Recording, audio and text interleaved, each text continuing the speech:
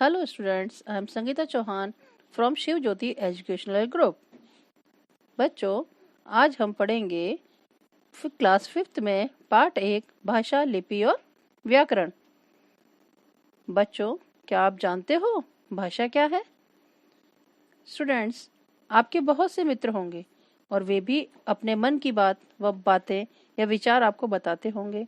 आपके माता पिता व पड़ोसियों से भी आपकी बातचीत होती होगी।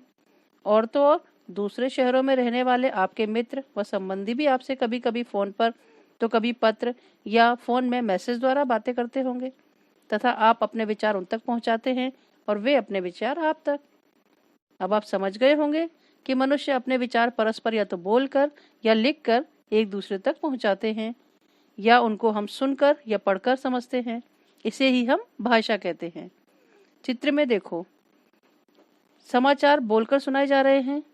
दूसरे चित्र में अध्यापिका अपने विचार बता रही हैं और तीसरे चित्र में एक व्यक्ति पत्र लिखकर अपनी बातें दूसरों तक पहुंचा रहा है और अंत में ईमेल पढ़कर बच्चा दूसरों के विचारों को जान रहा है। ये सब भाषा के ही रूप हैं। पशु पक्षियों द्वारा निकाली गई ध्वनियों को हम भाषा नहीं कह सकते हैं। भाषा केवल मनुष्य ही बोलते हैं। बच्चों, अगर सोचो भाषा न होती तो हम अपने विचार कैसे एक दूसरे तक पहुंचाते? इस प्रकार तो हम गूंगे ही हो जाते ना। अच्छा, अब आपको समझ में आ गया होगा कि हम बोलकर या लिखकर अपने विचार प्रकट करते हैं। इसे ही हम भाषा कहते हैं। भाषा के दो रूप होते हैं,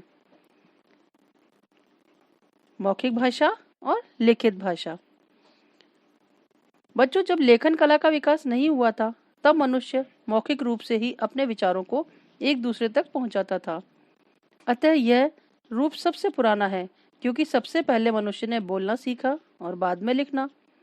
बच्चा भी बचपन में परिवार में बोलना सीखता है और फिर लिखना। आप लोग भी जब छोटे थे तो सबसे पहले आपने बोलना ही सीखा था ना, उसके बाद फिर लिखना।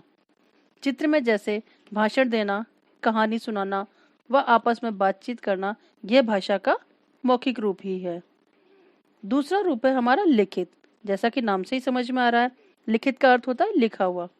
मौखिक के बाद जब मनुष्य ने लिखना सीखा तब उसने अपने विचारों को लिखकर प्रकट किया। यही भाषा का लिखित रूप कहलाया। लिखित रूप के कारण ही हमने हजारों साल पहले घटित घटनाओं व जानकारी प्राप्त की।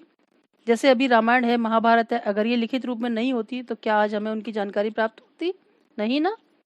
अब देखो, बोर्ड पर मैंने लिखकर समझाया व आपने उसे समझकर लिखा। यह भी भाषा का लिखित रूप ही है। पुस्तक पढ़ना, समाचार पत्र पढ़ना व पत्र लिखना, यह सब भाषा का लिखित रूप ही है। अभी हम मोबाइल पर मैसेज भेजते हैं, कंप्यूटर पर जो वर्क किया जाता है, ईमेल भेजते हैं, यह सब भाषा का कौन सा रूप होता है? लिखित रूप होता है। तो आपको समझ में आया कि भाषा के कितने रूप होते हैं? दो, मौखिक और लिखित। मौखिक बोलकर प्रकट की जाती है और लिखित भाषा लिखकर। कभी कभी हम संकेत द्वारा भी अपने मन की विचार एक दूसरे तक पहुंचाते हैं।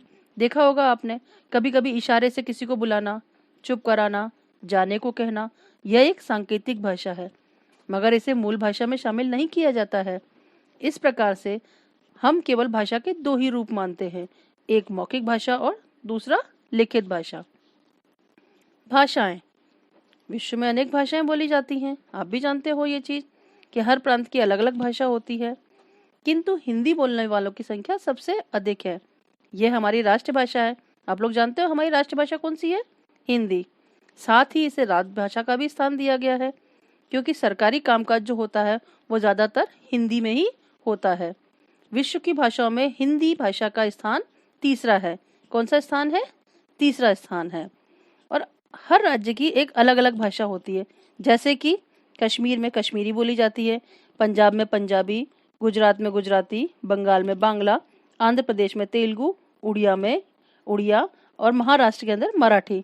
इस प्रकार से अलग अलग राज्य की अपनी अलग अलग भाषाएं होती हैं। लिपि, आप जानते हो लिपि क्या है? हर भाषा को लिखने का ढंग अलग अलग होता है और हर भाषा की लिपि अलग होती है। भाषा को लिखने के लिए जिन चिन्हों का प्रयोग किया जाता है उसे ही हम लिपि कहते हैं। यानी हर भाषा को लिखने के लिए हम किन्हीं किन्हीं वर्ड्स का किसी न किसी वर्ड्स का यूज में लेते हैं, तो उसे ही हम लिपि कहते हैं। हर भाषा की अलग अलग लिपि होती है, आप लोग जानते हो ये चीज। तो जैसे हिंदी भाषा देवनागरी लिपि में लिखी जाती है। संस्कृत, मराठी और गुजराती, इसकी भी लिपि क्या है? देवनागरी ही है। इसी प्रकार अंग्रेजी भाषा जो है वो रोमन लिपि में लिखी जाती है। पंजाबी भाषा गुरुमुखी में, बांग्ला भाषा बंगला में तथा उर्दू भाषा फारसी लिपि में लिखी जाती है। व्याकरण, आप जानते हो व्याकरण क्या है? अच्छा बच्चों, जिस प्रकार से सड़क पर चलने के लिए कुछ नियम होते हैं, अगर हम उनका पालन न करें तो दुर्घटना हो सकती है। इसी प्रकार प्रत्येक भाषा के अपने नियम होते हैं और ये नियम ही भाषा को एक निश्चित व सही रूप प्रदान करते हैं। जिस प्रकार ट्रैफिक पुलिस संकेतों द्वारा यातायात के नियमों का पालन करना सिखाता है, उसी प्रकार व्याकरण के नियम भी हमें भाषा का सही प्रयोग करना सिखाते हैं, ताकि हम भाषा का सही रूप से प्रयोग कर सकें और हम सीख सकें कि कौन सी भाषा को किस प्रकार से लिखना है। अब आपको समझ में आ गया होगा कि भाषा को शुद्ध रूप से समझने, बोलने व लिखने के लिए कुछ नियम बनाए गए हैं और इन नियमों की जानकारी हमें कहाँ से मिलती है? व्याकरण से। धन्यवाद।